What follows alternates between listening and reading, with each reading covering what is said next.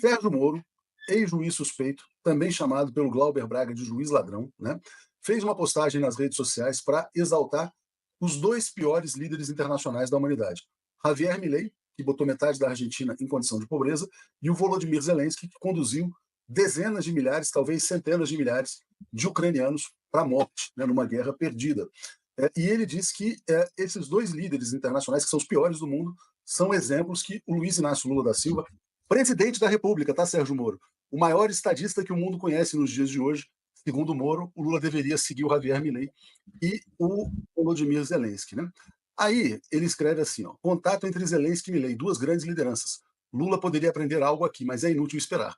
O Moro, né, quer dizer, ele recorrentemente dá provas de ser uma figura limítrofe, né, um completo idiota.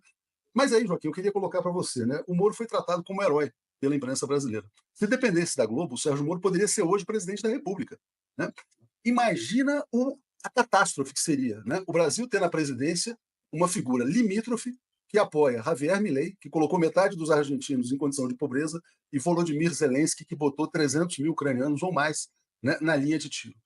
O Brasil escapou por pouco. Precisamos agradecer todos os dias pela resistência do presidente Lula, que aguentou 580 dias de prisão política, que enfrentou o maior inimigo que o Brasil já conheceu, chamado Sérgio Moro, o maior traidor do país em todos os tempos, que, além de tudo, mostra a sua completa incompreensão do mundo ao seu redor. O Moro, na verdade, ele é o produto do mesmo movimento que empoderou o Zelensky contra o interesse do seu próprio país e o Milei contra o interesse do seu próprio país. Eles são, de fato, o que você pode chamar de agentes do império. O Moro fez isso, no primeiro momento, destruindo a nossa democracia. Não destruiu completamente, mas abalou muito com um golpe que foi fruto do ambiente criado pela Lava Jato e depois a prisão política do Lula. Então, o Moro, de certa forma, ele está enaltecendo aqueles que são os seus comparsas, vamos dizer assim. Porque o que ocorreu nos últimos, isso começa muito fortemente, na verdade é o que começa neste século, viu?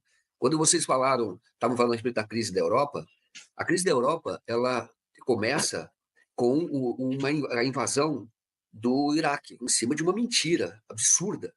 Mas naquela ocasião os Estados Unidos sabiam que era uma mentira. A imprensa corporativa dos Estados Unidos também sabia que era uma mentira. Só que o que os Estados Unidos fizeram naquela ocasião, quando eles tinham sido humilhados publicamente, mostraram a sua fragilidade com as Torres Gêmeas.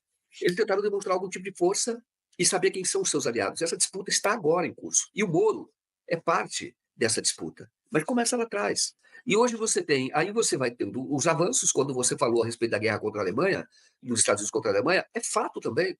Não é à toa que as duas personalidades que foram monitoradas, mais do que a liderança chinesa e mais do que a liderança russa, foi Angela Merkel e a Dilma Rousseff, naquela ocasião, no início da década passada. As duas foram, porque eram países que estavam despontando e eram países que tinham uma atuação mais independente.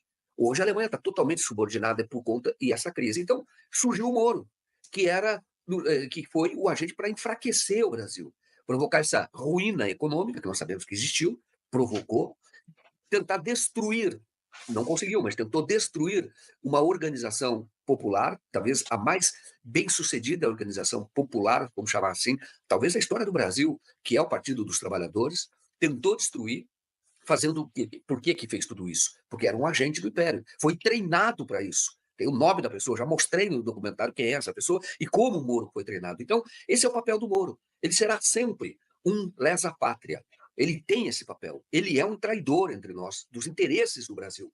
Por isso é que qualquer manifestação do Moro será no sentido de favorecer os interesses, não do Brasil, mas os interesses do Império. Ele foi treinado para isso. Esse é o papel dele.